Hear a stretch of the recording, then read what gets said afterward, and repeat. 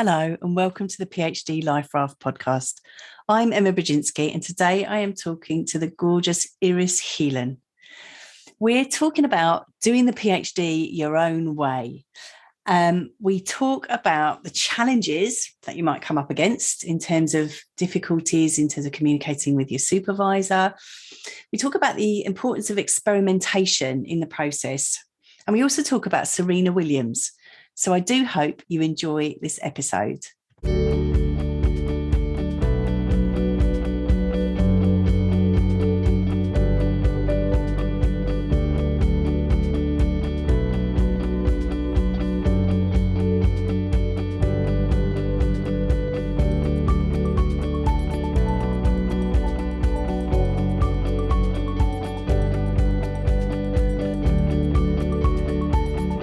Hello, Ires. Hi, Emma. It's so lovely to have you here.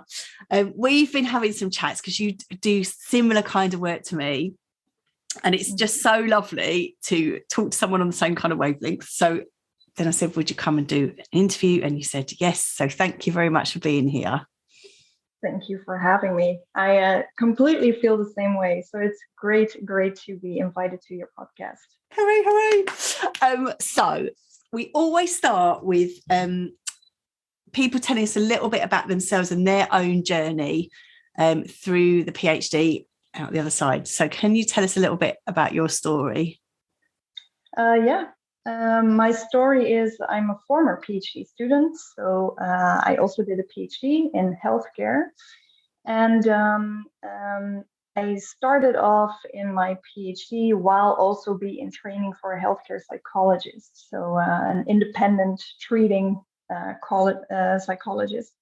And during that time, I was quite struggling a bit to manage all the tasks and stuff I had to do for both jobs, right? And then, also some personal stuff came up, and unfortunately, I went through a burnout during, I think, the second year of my PhD. Mm. And that was, of course, a very rough time, but it also gave me a lot of opportunity, if I now look back on it, to change my life around, actually, and change around 180 degrees how I was actually doing my PhD and combining the healthcare work I also did.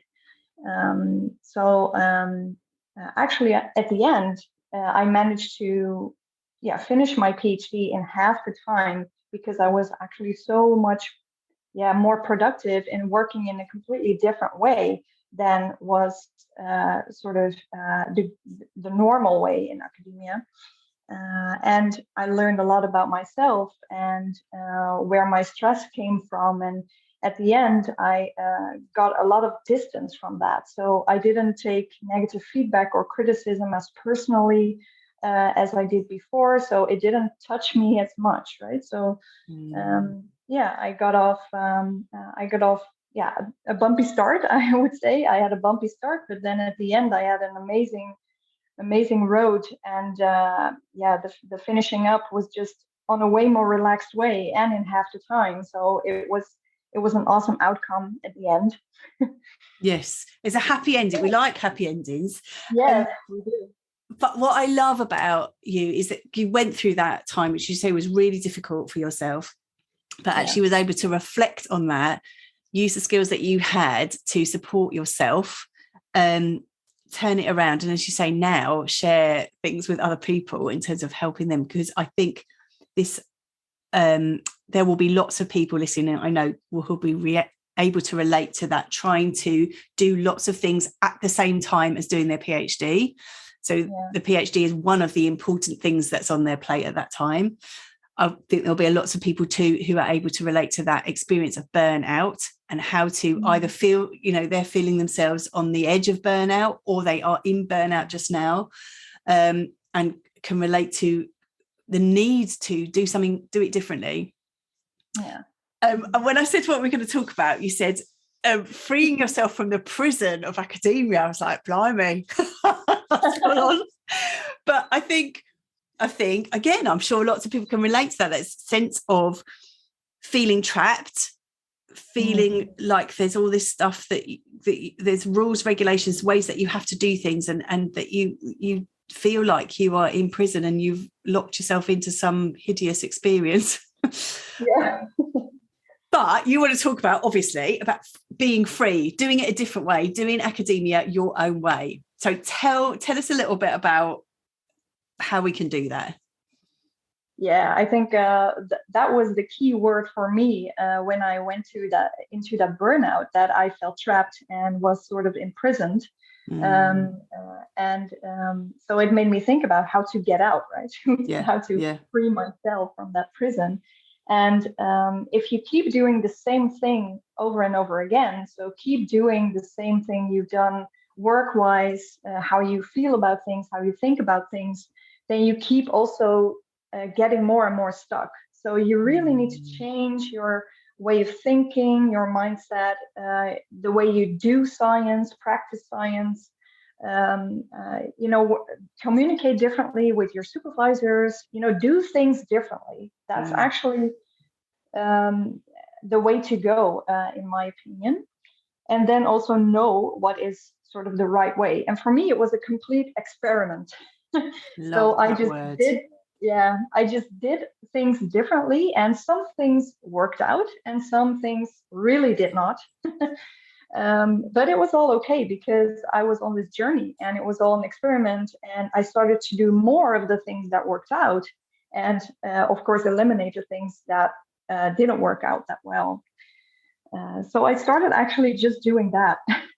I love that word experiment, and I use it a lot with people because it's so permission giving, and it works for you in terms of kind of going, I'm just going to try it out, I'm just going to see what might happen. It also can be really useful in terms of putting ideas to supervisors and to other people to say, can we experiment with this? Can we try this as an experiment for 6 weeks or for 4 weeks or however long? And people, it often softens it in terms of opening up a conversation, because it's just an experiment, right? If it doesn't work, we can go back to the way it was.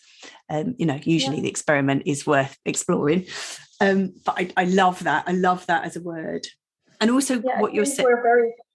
We're very strict with ourselves, and we have to do stuff in a certain way. But who says you have to, right? I think we can operate more on a gray level instead of the very black and white extreme levels that we're actually in within academia the most. And allowing yourself that wiggle room, allowing yourself to try things out. And I think what you said about doing things differently is so important, and it's a real mindset issue, a central issue, because people come into a PhD because they have done very well previously in academia. They are high flyers, they've excelled, and so they must have had systems set up that have supported them. But actually coming into the PhD, it's such a different type of work, it's such a different way of working, that there's a need to kind of look again, and not even a need, like it's an opportunity to do things differently. Let's put it like that. It's an opportunity. Well, and to change and to do things differently and develop a whole new level of understanding yourself and your subject, I think. And I know you have some insights into that. So I'll just wonder I'm going to let you get a word in edgeways. If you say some things about how people might start to think about and do things differently. We've talked about experiment already. What else might we try? So the first thing is the realization that you just, what you are doing now is not per se working for you, as in it gives you too much stress, or you don't get what you want whenever you talk to your supervisor or stuff like that. And whenever you have that insight into, this is not really working for me, then try and do things differently. And I think it has a few pillars in there that are most important. So for me, it was a lot in communicating differently with my supervisors. I was constantly sort of defending myself and like, I haven't done that because of this and this and this reason, and or I can't do that because of this and this reason. I was constantly sort of defending myself towards them because I didn't want to sort of lose face towards them. And then I just stopped defending myself. So that's the first step. The first step, right? Stop doing what you've actually been doing all the time and didn't really work. That is just one of the examples in communication. So communication is a very big pillar in this. That's massive. Again, I know loads of people will just, because the relationship with a supervisor can be such a tricky thing. And I think that, as you say, recognizing perhaps where things are getting a bit sticky, and then thinking, okay, well, I could try different things. I can experiment with different ways of being and see what might be more effective. Yeah, and you can make it as concrete as you will. For example, how you say no or how you set boundaries, right? How do you do that in a very tactful way that it also works out? Yes. So I did a lot of experimenting on that front. Love it. It's, I think, too much of detail to go into right now. But communication, and then also a big pillar is how your relationship with yourself, and how you you also said it already, actually, allow yourself, right, sort of permission to experiment for things to go wrong or differently than you had anticipated, and that's all okay. So the relationship with yourself and what evokes the stress in you, because another person might not actually be stressed about something and you are. So what makes it that you are the one who's stressed about this? And change your mindset in that. So be more compassionate, I would say. Be more compassionate towards yourself. And people, I think what I hear a lot is that people feel like they're failing or not being good enough. And I just want to tell you guys out there, you are good enough, right? And you are so much stronger than you think. And that's something I think is very worthwhile to discover about yourself. But we're very strict. Yeah, we're very strict with ourselves. And there's a whole there's a whole culture out there that the academic culture is of not enough. And one of the big messages is you are not good enough. It doesn't make it true, but it also doesn't mean that it's if you're feeling that way, it's because that message is coming your way, just wider culturally. So it really isn't true. And I love it. And absolutely what you're saying, you are good enough. Absolutely, you are good enough. Yeah, and I think those fears you have about yourselves and not being good enough, or a fear of failing, those what you're saying, the academic culture is like this breeding ground where those fears can thrive, right? So so I touch upon this a lot with people I coach in this, and what you also said, it's not true, right? Yeah. So we get this message all the time, and we might also start to believe it, actually. But is it really true? No, it's not. But you have to get some distance from that fear, basically, and that requires really a mindset shift. You can't just say, I know rationally it's not true, so I don't feel it anymore. I don't feel stress or fear anymore. It doesn't work that quickly and easily, unfortunately. So it requires a bigger mindset shift in that. But this is definitely one of the first steps in that, to really rationally know, it's not true. Definitely. So we've got communication, relationship with self. Anything else? Yes, I would say energy. And energy is very wide, and you can interpret it in many ways. But I think most people I talk to don't feel like they're energetic, or they're in a rush all the time and feel super exhausted after work, or they can't sleep well because of all the rumination at night, for example. So energy, to get your energy back in balance, would be very good to have less energy takers in your life or in your PhD, in your research, and have more energy givers into your life, and be relaxed in the good way and refuel in the right way. I think PhD is definitely a marathon. It is not a sprint, right? So you really need to be wise with your energy and how you spend, and also refuel in time. Yes, absolutely. absolutely. And I see a lot of people just going, and then you burn out, because it's just, you cannot do that for several years. You might do it for one day or 1 week, maybe even a month, but after that, it's going to cost you. Yeah. Here. You forget to refuel in the right way. Yes. What is filling you up? Yeah. Brilliant. Recharging that battery. Yeah. Well, exactly. I mean, we wouldn't do it to our mobile phones, would we? Yeah. We wouldn't let it get as low in energy as we do with ourselves. Yeah. Oh, I love this. Anything else? I would say, and this is also maybe more of a, when we come to the top tip at the end, I would say adapt a way of working that works best for you. Your supervisors normally don't really care about how you get it done, just about that you get it done, right? That you have something to show, the productivity and all that. Yes. If you're a morning person, why don't you, get up at 6 and start working at 7 and be done around 3 o'clock, for example? Or if you're an evening person and your productivity and focus is best in the evenings or even at night, why don't you work then?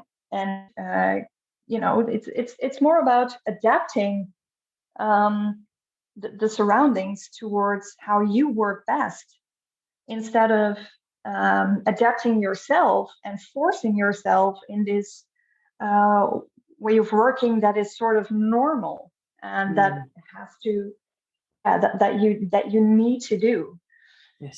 Or everyone else does, right? Yes. I think there's some gorgeous stuff. We had Devon Price on, and they were talking about, the way in which this 9 to 5 day is constructed. It's a capitalist construction, and actually the PhD moment is an opportunity for you, like you say, to work in a way that suits you, suits your rhythms. I love it. Yeah. And that's one of the real gifts. If you like a nap, have a nap. Yeah, exactly. Yeah. And as you say, as long I love that phrase. I think we should all have it printed out above our desk that the supervisor doesn't care how you get it done, as long as you get it done. So find a way of getting it done. Brilliant. I love this stuff so much. So you mentioned top tip. We've got this top tip about working. We've already got an extra one, a bonus one there, you see, in terms of working in a way that suits you. Anything else for us to take away?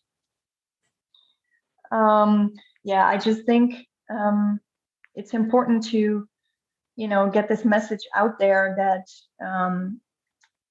you are good enough, you are not failing, you're doing so much more than you are in the major leagues cognitively, right? We have these athletes that I have even in my masterclass, I also talk about this. I have this picture of Serena Williams. She's an amazing athlete and really a beast, right? Yeah. And then, and on the court, actually, for everyone to see, she's taking care of herself, or she's attended by a physician because of her bad ankle, for example. And it's there for everyone to see. And taking care of ourselves in academia is still sort of a taboo kind of thing. And I find this very disrupting. And I think especially when you have this cognitive job, which you do have, and you're in the major leagues of that. I mean, it's like being an athlete cognitively. And we don't take really good care of ourselves to actually put down those performances. You cannot, if you're stressed out, you cannot perform on that high level. You probably notice if you are stressed that you cannot think very clearly. Yes. And that is absolutely necessary in order to practice science, because it's just a top sport. Oh, I love this metaphor so much. I love it. Yes, because it's totally true. If you're doing a PhD, you're in the top 1%, aren't you? It's about 1% of people do a PhD, I think. Yeah. If that. And I love this sense of being like a pro athlete. And because that's a question I ask people a lot. It's like, who's on your team? And they hadn't think about that. But like you say, somebody like Serena Williams, all pro athletes have a team. They've got their physio, they've got their dietitian, they've got their sports psychologist. They've got a whole set of people around them because they need that to bring their A game. And so, yes, this sense of looking after yourself, bringing a team together around you to support you and give you that advice. I love that so much. Yeah, and the team is actually doesn't have to be only your supervisor. You know, you can also, it depends on whatever your needs are. But if you seek some mental support or some recognition, talk to a colleague. If you just need to cry it out, go to your girlfriend, boyfriend, good friend, you know, whatever. Yeah. If you feel like this writing is going terribly, maybe you should just seek some help for someone who can help you write.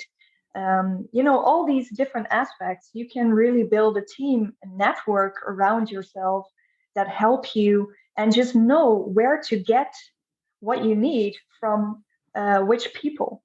Love that. Or, well, also pets. We come back to pets a lot, but pets are totally on your team. They totally believe in loving you, and they actually are awesome in terms of support and emotional availability. So big up the pets too. I always like to do that. Oh, I love that. Yeah, I love that. Oh, Ires, thank you so much. This has been so gorgeous to chat with you, and we are plotted for the summit that's going to come in April. We're part of it, and some other people are going to be part of it too, and I know you're going to talk more about being in touch with, you know, communicating with your supervisor as a workshop there. So I am really looking forward to that, and I will be sharing information with everyone about that as we get more plans in place. But thank you so much for your time today, Ires. It's been gorgeous to spend time with you. Thank you for having me. And thank you all for listening.